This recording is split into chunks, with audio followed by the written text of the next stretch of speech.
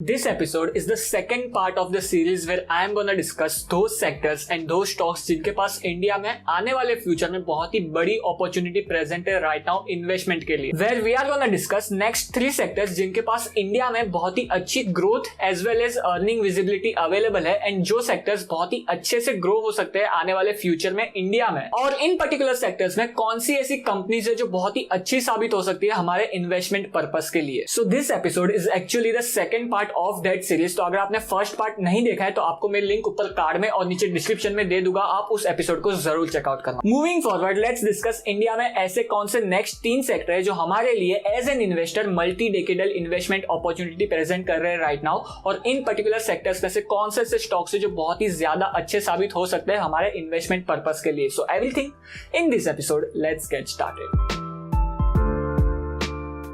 Hey guys, my name is Pratik. I hope you are doing well. And the first sector which is giving us the multi-decadal investment opportunity right now in India is the consumer lifestyle goods sector. For next 20 to 30 years, the biggest theme in India will be the consumption theme, जहाँ पे लोगों की income increase हो रही है साल दर साल, and right now per capita income is approximately $2,000. Plus our country is very young and हमारी population में से ज्यादातर हिस्सा youth है जो aspirational crowd है और जो lifestyle spending and quality products पे खर्च करने के लिए रेडी है। Right now the consumer spending in India is valued at approximately $1.5 trillion और ये एक्सपेक्टेड है कि बाय 2030 ये जो कंज्यूमर स्पेंडिंग है वो $6 ट्रिलियन तक जा सकती है। और इस $1.5 ट्रिलियन की स्पेंडिंग में से ज्यादातर हिस्सा अनऑर्गेनाइज्ड मार्केट का है, जहां पे जो स्पेंडिंग है वो ज्यादातर अनऑर्गेनाइज्ड मार्केट में हो रही है। And there is a shift going on, जहां पे अनऑर्गेनाइज्ड मार्केट में से मार्केट शिफ्ट हो रहा है slowly and steadily organised market में, और यहाँ पे जो कंज्यूमर स्पेंडिंग साल दर साल बढ़ने वाली है इंडिया में, और जैसे जैसे अनऑर्गेनाइज्ड मार्केट से मार्केट शिफ्ट होते जाएगा ऑर्गेनाइज्ड मार्केट में,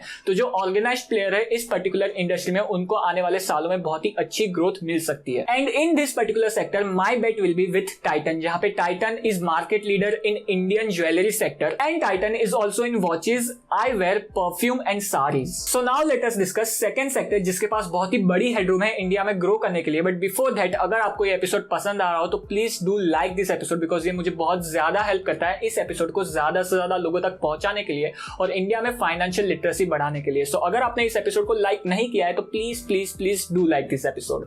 So the second sector which is giving us multi-decadal investment opportunity right now in India is air conditioning sector, जहां पे अगर हम इंडिया में देखें तो air conditioning penetration in India is very low at approximately 5%, which means in India only 5% of Indians have air conditioners in their homes, जो बढ़ने ही वाला है sooner or later, because जैसे जैसे urbanization होगा इंडिया में, जैसे जैसे इलेक्ट्रिफिकेशन होगा इंडिया में, और जैसे जैसे लोगों की इनकम बढ़ेगी, सी गाइस, लोगों की इनकम इंडिया में बढ़ने ही वाली है। और next biggest theme in India is right now consumption theme, जहां पे अगर लोगों की इनकम बढ़ेगी और अगर लोग ज्यादा से ज्यादा कंज्यूम करेंगे, and being a warm and humid country, India में air conditioning will be the necessity. And that is why अगर लोगों की इनकम बढ़ रही है और लोगों के हाथ में ज्यादा से ज्यादा पैसा आ रहा है तो वो लोग ज्यादा से ज्यादा कंज्यूम करेंगे, and because air conditioner will be the necessity in India, तो एयर कंडीशनर का भी पेनिट्रेशन इंडिया में बढ़ने ही वाला है। And unlike washing machine and fridge, जहां पे घर में सिर्फ एक वॉशिंग मशीन या फिर एक फ्रिज हो तो काम चल जाता है, एयर कंडीशनिंग की डिमांड मल्टीपल रहेगी, जहां पे एक घर में 3-4 एसीज भी हो सकते हैं। And this is also one of the reason जिसकी वजह से एयर कंडीशनिंग सेक्टर पे मैं बहुत ही ज्यादा बुलिश हूं इंडिया में। And in this sector my favourite companies are Voltas and Johnson Controls Hitachi. And Johnson Controls Hitachi के ऊपर एक detailed stock analysis episode already upload किया हुआ है चैनल पे, जिसकी लिंक आपको ऊपर कार्ड में और नीचे डिस्क्रिप्शन में मिल जाएगी, आप उसे जरूर चेकआउट करना for detailed insight in air conditioning sector and particular Johnson Controls Hitachi company. Moving forward, the third sector which is giving us multi decadal investment opportunity in India is retail supermarket chain. अगर हम organised retail की बात करें तो वो approximately 20 to 25% CAGR की growth से grow हो रहा है लास्ट कुछ सालों से, जो हमें क्लियरली शो कर रहा है कि ऑर्गेनाइज्ड रिटेल, अनऑर्गेनाइज्ड रिटेल, जहां पे mom and pop shop, local kirana shops आती है, उससे मार्केट शेयर छीन रहा है बहुत ही ज्यादा तेजी से। एंड अगर हम रिटेल मार्केट साइज की बात करें तो वो अप्रोक्सीमेटली राइट नाउ $1.1 ट्रिलियन